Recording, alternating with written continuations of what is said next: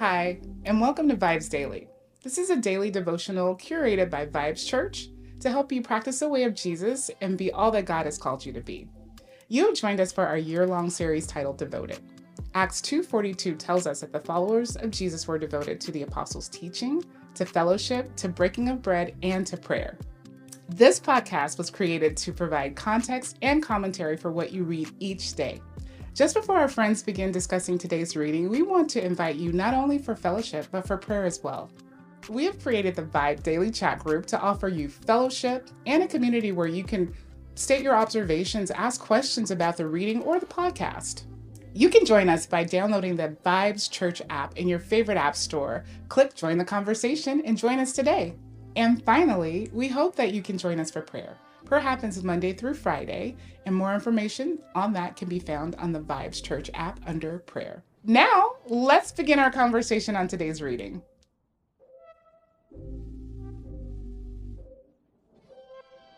Right. Welcome back to the VIBEZ Daily podcast. We are so excited to have you back here. It is day 86, and we have been making our way through the entire Bible this year as a part of our series that we have called Devoted.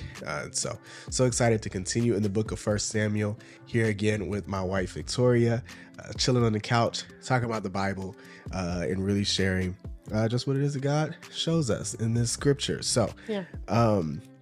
We'll pick up where we left off yesterday. We're in 1 Samuel 25 today.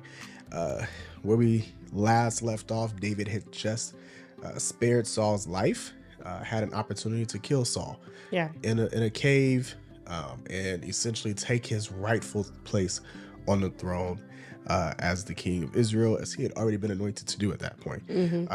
But he chooses instead to do what's righteous and not touch the Lord's anointed. So that happens, and man, we pick up in 25, and oddly enough, because we know there's still the rest of 1 Samuel and 2 Samuel, Samuel actually dies in the beginning of 25.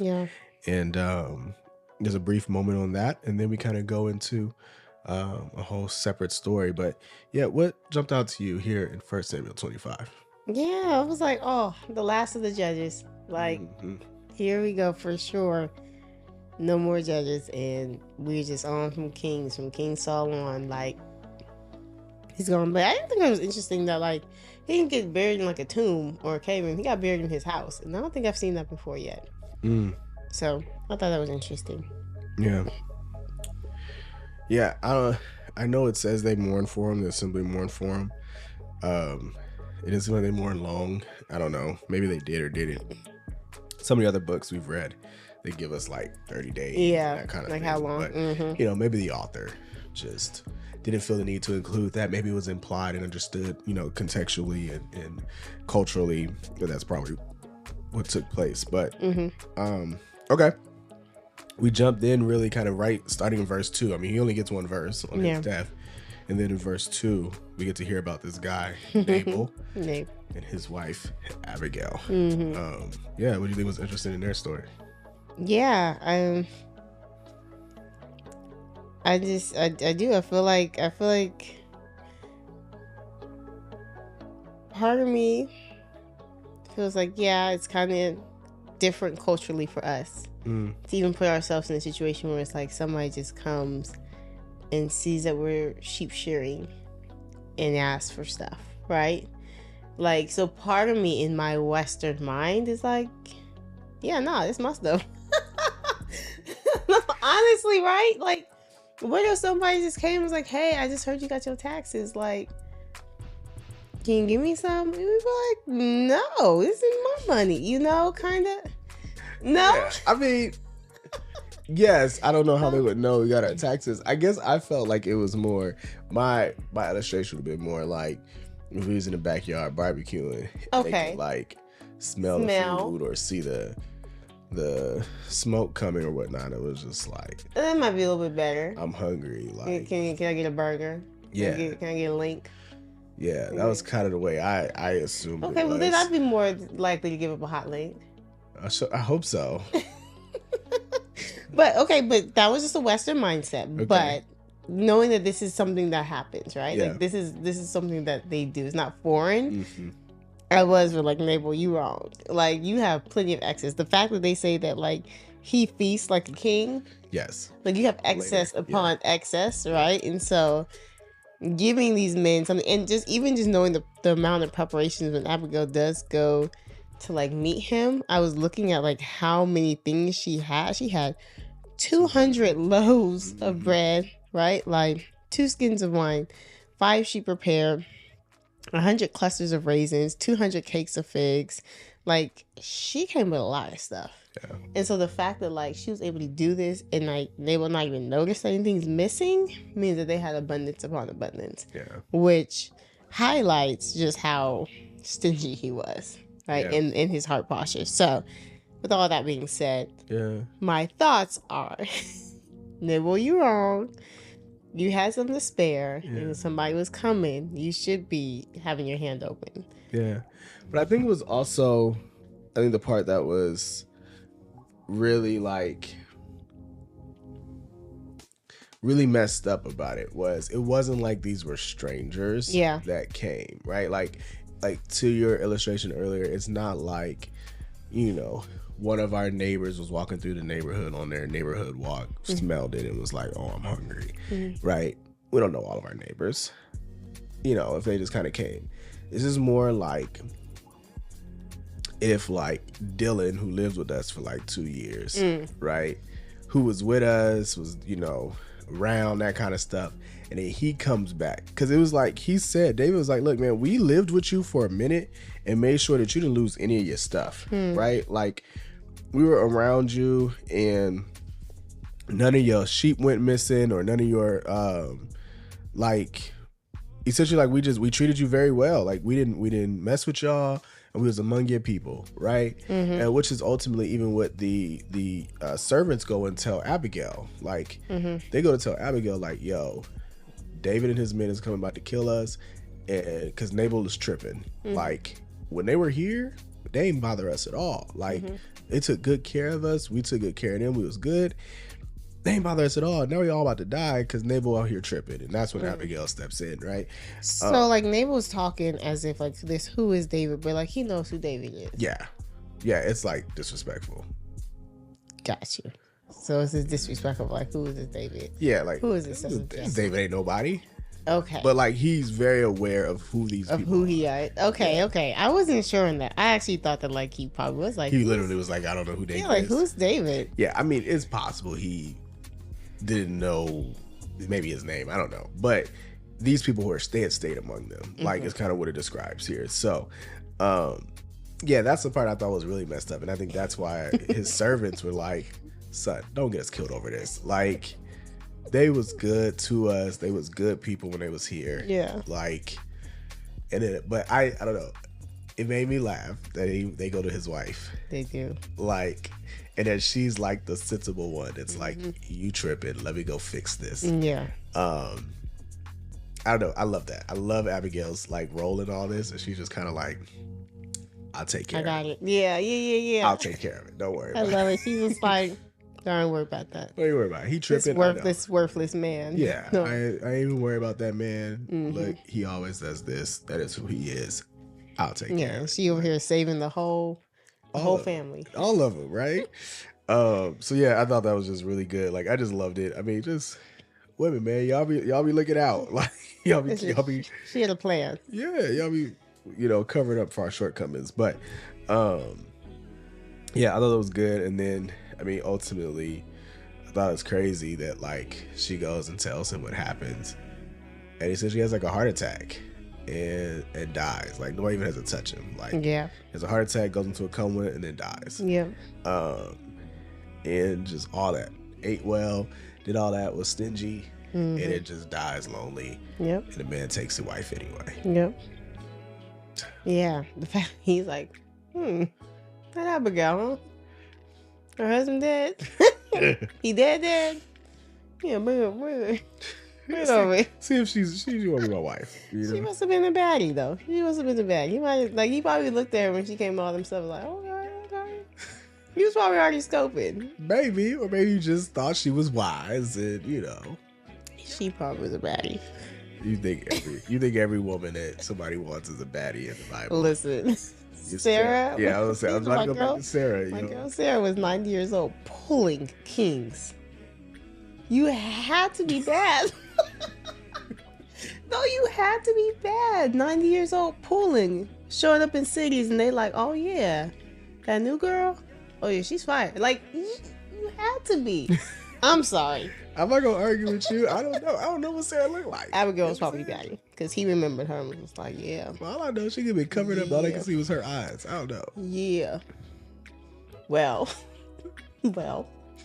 I was just surprised though that Abigail left that lifestyle. I mean, it wasn't none of her stuff anyway. So like, she wasn't going to be the inheritor of these things. Yeah. But the fact that she goes from that lifestyle of plush living, looks like, to like living in caves and wilderness and running, you know. Yeah. So eventually she ends up in the palace. Woof, thank you, Jesus. Yeah. But in the meantime, she was just like bowing down with her face to the ground and like humbled, you know, to be asked to be his wife. Yeah. When he has no house. Yeah. No car, no job. I'm just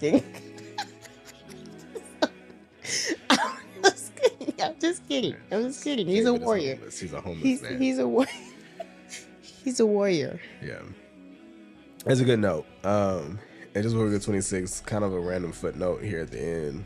They just kind of just now tell us that Saul gave his daughter away. That was David's wife. It's messed up. Which comes like right. It makes sense. But yeah, first he tried to get his daughter to like be a snare to David, and just steals her and gives her to another man. Yeah. Which, yeah. Okay. Well, 26, David gets another chance to kill Saul, actually. Because the Ziphites come back again. This is the second time. Y'all mind your business. Right? This is the second time they're over here snitching on David. Leave David alone. Yeah, well, they're loyal to the king. It appears. I'm Team David. I mean, I think we're all Team David, but that's because we want to be winners, and he wins. That part. But yeah, anything that you thought was interesting here at 26? I think it was interesting that there's this guy, Ahimelech the Hittite. I wonder if this is Uriah's father or family member. So when eventually David goes and steals Bathsheba from Uriah the Hittite, I wonder if he has some type of lineage or connection with this Ahimelech. Which to me would say that Uriah wasn't this one-off person that he ends up killing later on. That like this is probably somebody he knew closely. But that was just something that I haven't seen a whole lot of Hittites since like Leviticus, where it was like destroy the Hittites. I haven't seen that group of people mentioned, so that one stuck out to me. Interesting. And then David said in verse 10, as surely as the Lord lives, the Lord will strike him, or his day will come to die, or he will go down into battle and perish. Yeah. And so I think, I think David stayed true to that, where he was just like, I'm not going to take him out. Yeah. The Lord will. Yeah. In due time. Yeah, that's what I noticed. I would say it goes back to something you said the other, earlier, that was David's perspective, is that like it's just not his job. Yeah. Somebody else is going to ultimately do it, or God will take care of it, right? Even if he just, dies of old age at some point. Which, I think it's important to kind of call out, like, Saul wasn't that much older than David. So, like, even if David planned to be king and thought Saul was going to die of old age, like, he didn't think he was prepared to be waiting in the wings for a long time, right? Saul was 30 when he started to be king, right? And he rules for 42 years, I think, total.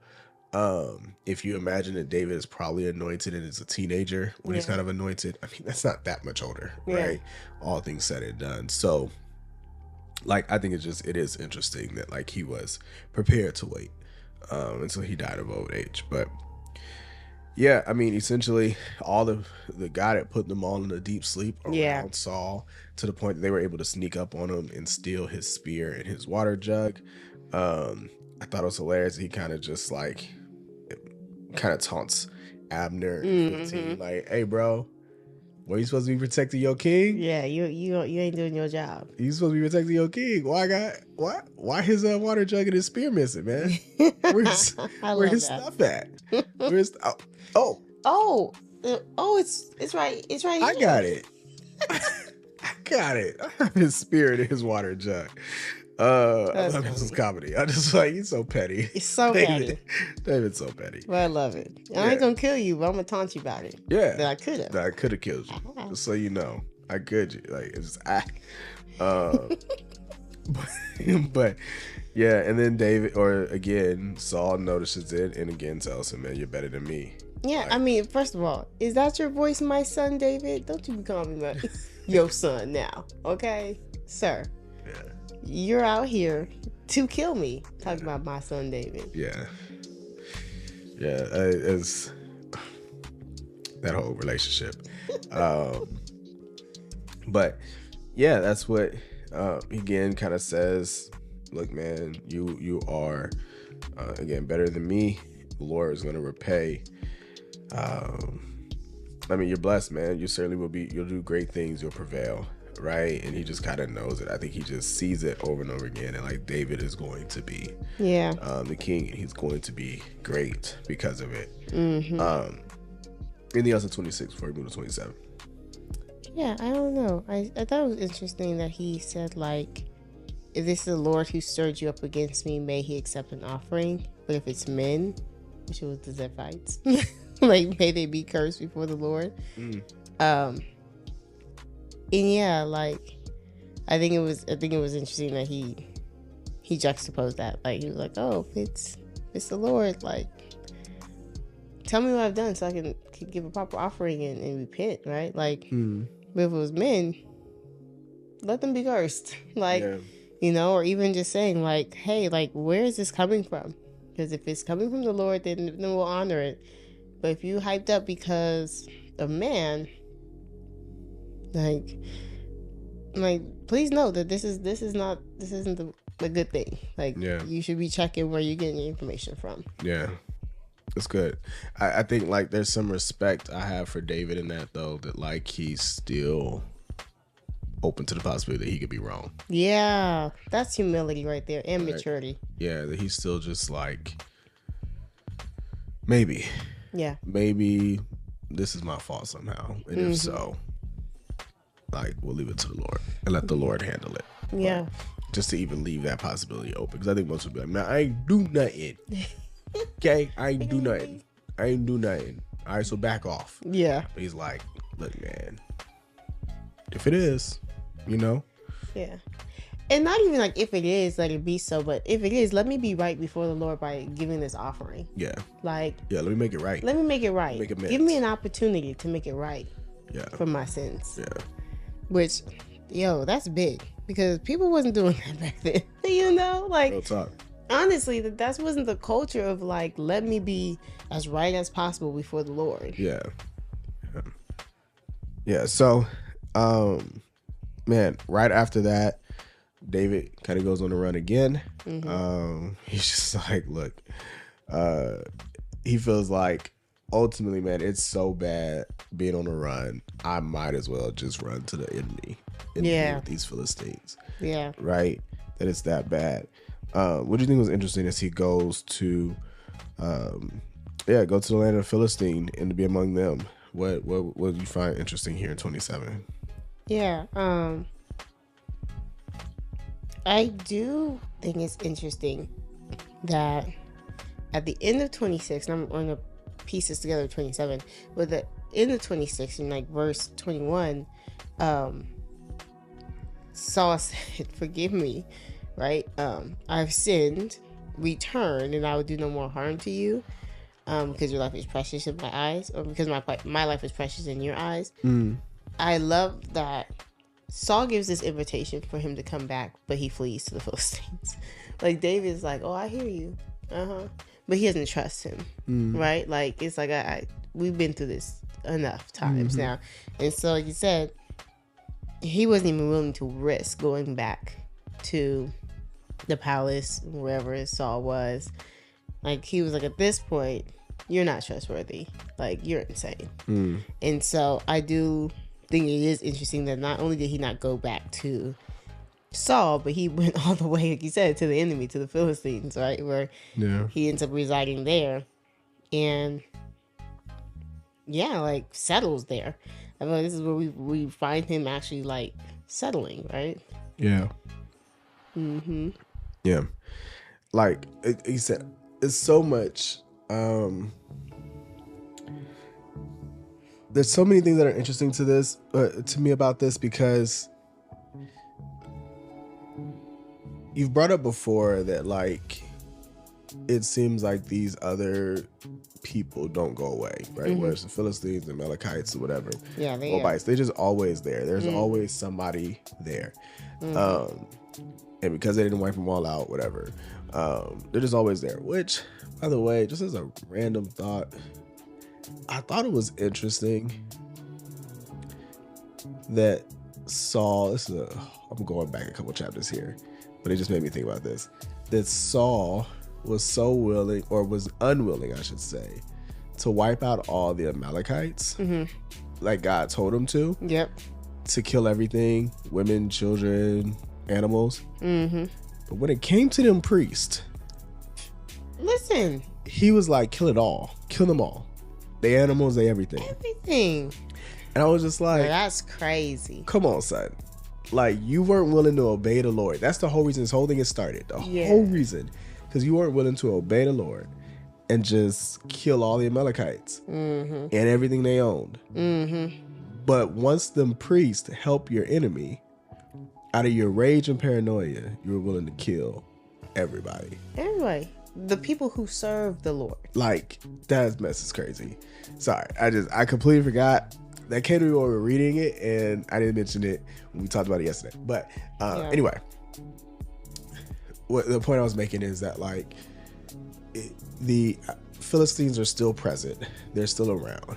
And I think it's so interesting to me that they were obviously in close enough proximity to the people of Israel that they constantly are interacting and, like, living among one another, right?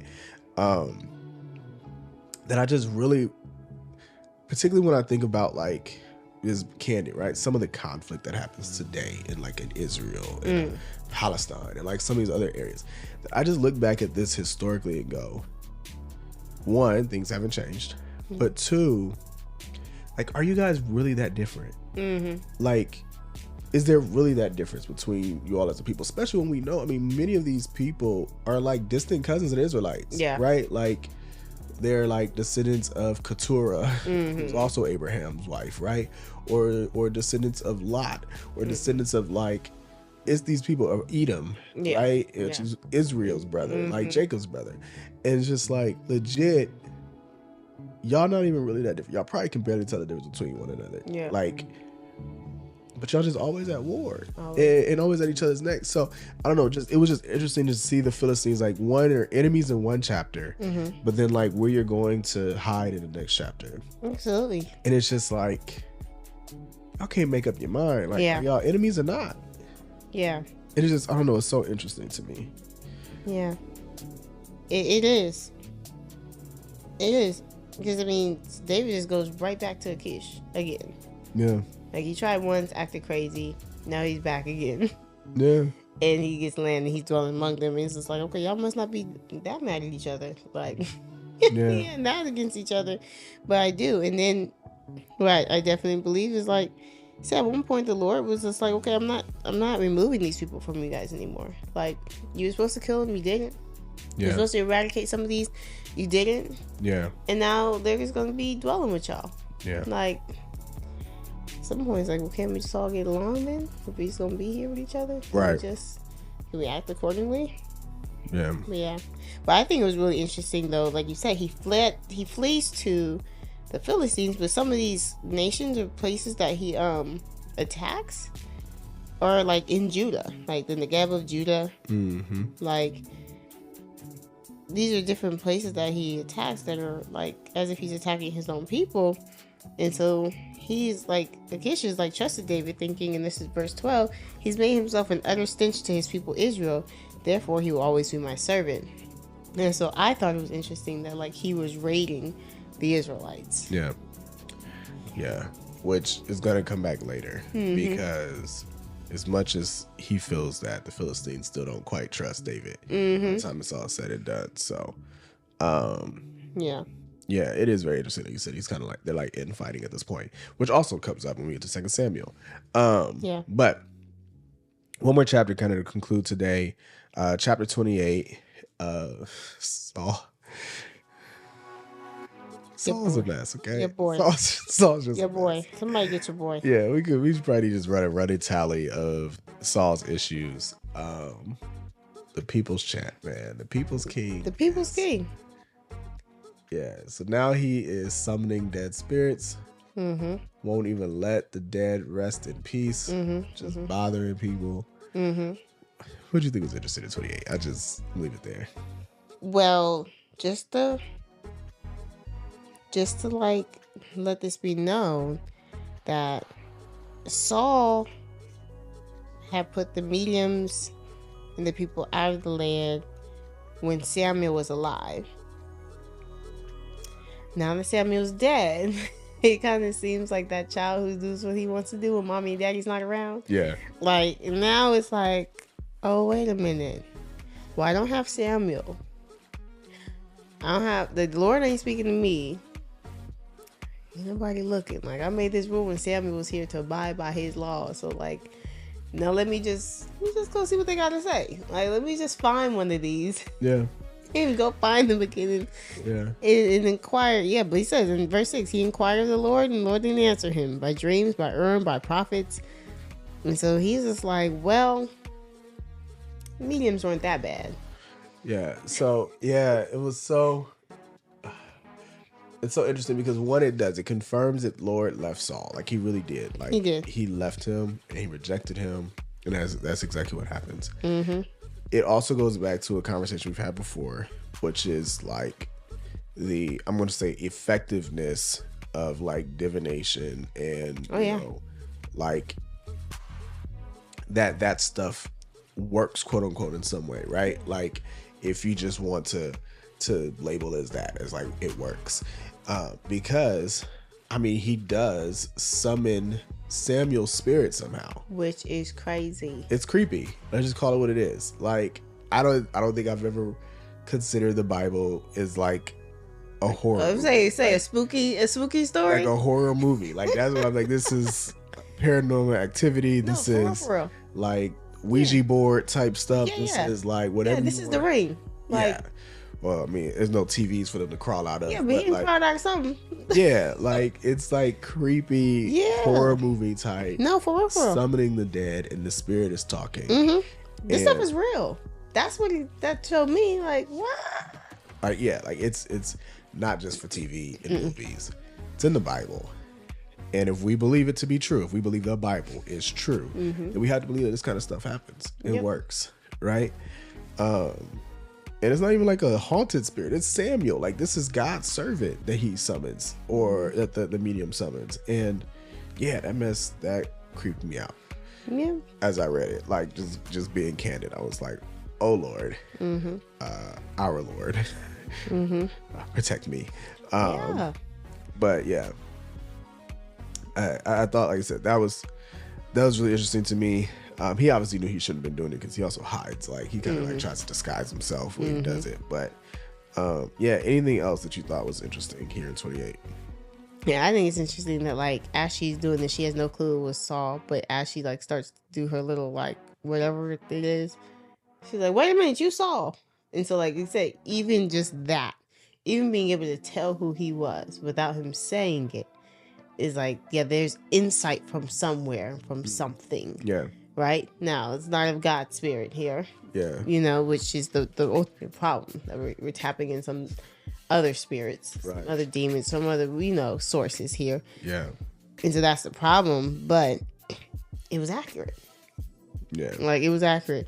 And the fact that he said that Samuel comes up, it's like, why are you disturbing me? Which is crazy. But then that he gives foretells his future here.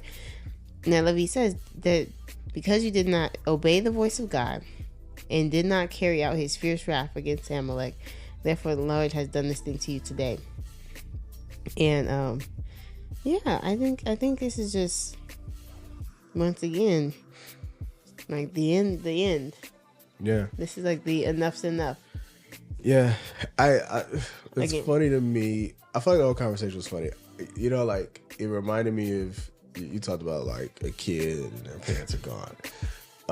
Also feel like Samuel was just kind of like woken up out of his sleep in his bathrobe, like with his bathrobe on. The bonnet. Yeah, and like came downstairs like, what do you want? Right. It is like, Go back to bed. yeah, I done already told you once. I told you once. I told you twice. The Lord said this is what's gonna happen. Mm-hmm. He rejected you because you didn't do this. Didn't we have this conversation when I was alive? Yeah. Didn't I tell you this already? Yeah. Go to sleep. Get out of here. I'm trying to go back to bed. Like, I don't know. I just that's how I read that conversation. Yeah. It was him just like wiping his eyes, like, I'm trying to sleep, and you over here bringing up the same old stuff that I done already told you about. I Yeah. already told you about this, Saul. Mm-hmm. Yeah. Yeah. I think it was time. They're like, enough's enough. Tomorrow you gonna die. Oh yeah. Yeah. That's it. Tomorrow. Yep. I done told you. I told you it's gonna happen. Guess what? It's tomorrow. Time's up. Yeah. Which is like I said, it's like, I'm tired. I'm trying to go back to sleep. So this is over because I don't need you doing this again. Yeah. All right. It's kind of like Samuel was like, Lord, can it be tomorrow? Okay. Tomorrow. Yeah. Tomorrow you're dying. We're done with this.